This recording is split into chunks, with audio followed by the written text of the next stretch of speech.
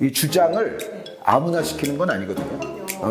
성품, 인기도, 그리고 어떤 팬들의 지지도, 또 팬들에 대한 또 손흥민 선수의 또 어떤 진심 어린 서비스, 그렇지 못한 어떤 성격을 지닌 주장이 임명됐던 팀들이 사실은 안 좋은 쪽으로 가는 신뢰도를 줬고 또 신뢰를 받아왔기 때문에 사실은 자, 이쯤 되면 토트넘의 상위권 유지가 가능할까요? 리그 경기 번리전에 보다 집중하겠다는 거거든요. 요즘 프리미어 리그에서는 만만하게 볼 수 있는 팀은 하나도 없다고 해도 과언이 아닙니다. 그래서 자, 그 다음으로 또 대한민국의 자랑이죠. 손흥민 선수 얘기를 안 해볼 수가 없는데요. 최근에 아직 공격 포인트는 올리지 못하고 있지만 이 주장으로서의 평가가 또 상당히 좋아요. 사실 이 주장을 아무나 시키는 건 아니거든요. 김세희 아나운서도 틀림없이 그 여성 스포츠 아나운서들 모임 이런 거 있지 않습니까? 거기서 회장이나 그 총무 같은 거 하면은 아무나 시키진 않을 거 아니에요. 그러니까 주장을 시킨다는 거는 정말 여러 해에 걸쳐서 손흥민 선수가 팀 내에서 그렇죠. 성품, 인기도, 그리고 어떤 팬들의 지지도, 또 팬들에 대한 또 손흥민 선수의 또 어떤 진심 어린 서비스, 이러한 부분들이 종합적으로 고려가 됐기 때문에 주장으로 앉히는 거고, 이 주장의 또 역할이라는 것은 그라운드 안에 감독이나 마찬가지거든요. 그러니까 만약에 예를 들어 토트넘이 먼저 2골을 먹혔다. 그러면은 물론 터치라인 쪽에서 감독도 막 소리를 지르고 하겠지만 그라운드 안에 있는 주장이 선수들의 어떤 투쟁심이나 어떤 목표의식이나 동기부여나 이런 거를 드높여주면서 야, 아직 경기 안 끝났어. 우리 더 싸워야 돼. 이런 어떤 선수들을 독려하는 역할까지도 주장은 해내야 돼요. 그래서 아무나 주장하는 게 아니에요. 아무나 하는 게 아니죠. 그렇지 못한 어떤 성격을 지닌 주장이 임명됐던 팀들이 사실은 안 좋은 쪽으로 가는 경우들이, 그건 축구뿐만 아니라 야구도 그렇고 리더의 역할이 정말 중요하죠. 그렇죠. 그러니까 손흥민 선수의 그 리더십이 우리 선수라서 그런 말씀을 드리는 게 아니라 프리미어리그 정도의 레벨의 그것도 토트넘 정도 되는 유서 깊은 클럽에서 주장을 맡겼다? 이거는 손흥민 선수가 그간 굉장히 많은 신뢰도를 줬고 또 신뢰를 받아왔기 때문에 사실은 손흥민 선수가 이 역할을 수행하게 됐다는 생각이고요. 사실 이제는 손흥민 아니면 누가 주장할지가 사실 머리에 안 그려지긴 해요. 아, 그렇죠. 해리케인 선수는 떠났고 케인 선수가 없지만 손흥민 선수야말로 케인 선수와 더불어서 여태까지 토트넘을 굳게 떠받쳐왔던 기둥이라고 볼 수가 있잖아요. 그래서 어떻게 보면 손흥민 선수 주장선임은 여러모로 아주 자연스럽게 토트넘으로서는 합리적인 결정을 했다라는 생각이 듭니다. 맞습니다. 자, 그럼 토트넘 관련해서 또 마지막 질문을 드리고 싶어요. 컵대회에서 이제 말씀하신 것처럼 풀럼에게 일격을 당하기는 했지만 이제 리그 대회에서 번리, 셰필드 등과 이어서 좀 만날 텐데, 자, 이쯤 되면 토트넘의 상위권 유지가 가능할까요? 어떻게 보십니까? 일단 일정 자체는 나쁘지 않죠.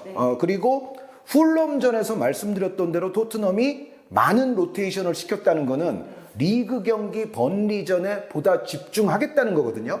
근데 그렇다고 해서 풀럼에게 져서 탈락할 줄은 몰랐을 겁니다. 아마. 그런데 어찌됐건 그렇게 리그컵이 사실은 좀 망했잖아요. 그러면은 번리전은 토트넘으로서는 정말 잘 치러야 될 의무와 책임감이 있는 건데, 근데 다만 이건 있어요. 번리가 물론 이제 승격한 팀이고 하긴 하지만 요즘 프리미어 리그에서는 만만하게 볼 수 있는 팀은 하나도 없다고 해도 과언이 아닙니다. 그래서 번리와 토트넘의 대결은 물론 토트넘이 다시 한번 공격적인 축구를 할 것이고 전력적으로도 토트넘이 유리한 것은 사실이나, 그럼에도 토트넘의 무조건 승리를 장담할 수는 없다. 그러니까 잉글랜드 프리미어 리그가 다른 스페인 리그, 독일 리그, 이탈리아 리그에 비해서 월등한 부분이 사실은 최상위권 팀들 간의 어떤 싸움에서는 프리미어리그 당연히 맨체스터 시티가 있긴 하지만 프리미어리그가 완전히 이미 다 압도했다라고 말하기는 조금 힘들어요. 물론 이제 맨체스터 시티가 지난 시즌 최강팀이기는 합니다만, 그럼에도 불구하고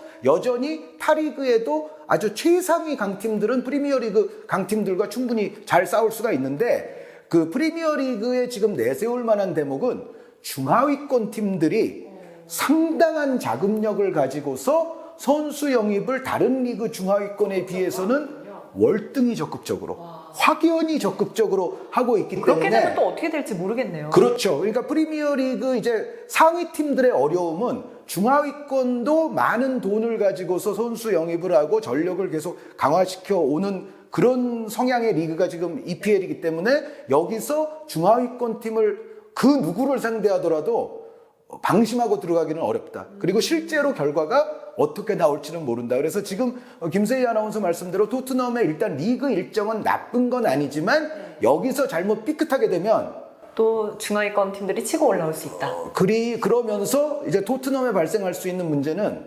포스테코글루 감독이 한 3경기까지는 칭찬을 받았지만 만약에 풀럼전 이미 잘못됐는데 리그에서 또 계속 안 좋은 결과가 나온다 그러면 그 포스테코글루 감독에 대한 그 시즌 전부터의 우려 있잖아요. 칭찬보다는 이제는 오히려 우려 쪽이 더 높아질 가능성도 존재한다라는 말씀을 드리고 싶어요. 네. 아무래도 좀 긴장을 놓을 수 없다 이렇게 또 얘기를 해주시는 거고요. 자, 그러면 이제 자연스럽게 케인이 합류한 미넨으로 좀 넘어가 볼 텐데요. 자, 김민재와 이제 동료가 되면서 아무래도 분데스리가에 또 관심이 많아지고 있는데 현재 미넨이 사실상 공동 1위인 성적이거든요. 뭐 동률 2연승을 달리고 있으면서 자, 이 초반 2경기 어떻게 보셨나요? 일단 그 스코어 자체가 미넨으로서는 그렇게까지 뭐 어렵지 않은 승리를 이제 2차례 거뒀다고 볼 수 있죠. 이제 4대0 그리고 3대1 아니었습니까? 네. 그렇기 때문에 뭐 초반 2경기는 뭐 미넨으로서는 어느 정도 순조로웠다는 생각이고 또 미넨이 리그 시작하기 직전에 슈퍼컵에서 우승 트로피를 놓침으로 인해서 사실은 거기서 어떻게 보면 약간 쓴 약을 먹으면서 올 시즌을 출발을 했어요. 그래서 리그 첫 경기부터는 오히려 좀 다른 마음가짐으로 이제 순조롭게 순항을 하고 있는데 다만 이 말씀은 드리고 싶습니다. 지금 같은 2승 팀들 가운데 레버쿠젠과 우니온 베를린이 보이지 않습니까? 네. 네, 근데 요 두 팀이 우니온 베를린은 지금 이제 UEFA 챔피언스 리그를 나가는 팀이고 레버쿠젠은 UEFA 유로파 리그를 나가는 팀이라서 두 팀 다 이제 지난 시즌 순위도 높고 강팀들인데 요 두 팀만큼은 바이에른 뮌헨을 올 시즌 조금 위협할 수 있지 않을까라는 생각을 들게끔 할 정도로 이 두 팀도 지금 페이스가 상당히 좋아요. 특히 이제 레버쿠젠 같은 경우는 공격력이 상당히 좋기 때문에 바이에른 뮌헨의 앞으로의 어떤 1위 가도에 가장 좀 걸림돌이 될 수 있는 세력은 저는 일단 봐서는 지금 레버쿠젠 아니냐. 오히려 뭐 도르트문트나 라이프치히도 당연히 뭐 바이에른 뮌헨에게 제동을 걸려고 하겠지만 올 시즌만큼은 왠지 레버쿠젠의 강세가 바이에른 뮌헨을 괴롭힐지도 모른다라는 생각이 일단 초반 순위표에서는 좀 드는 그러한 모습입니다. 네, 지금 순위표에서도 딱 뮌헨이 가운데에 있거든요. 베를린이랑 레버쿠젠 가운데에 딱 있기 때문에 자, 이 샌드위치가 되지 않도록 잘 이겨내 봐야 될 것 같습니다.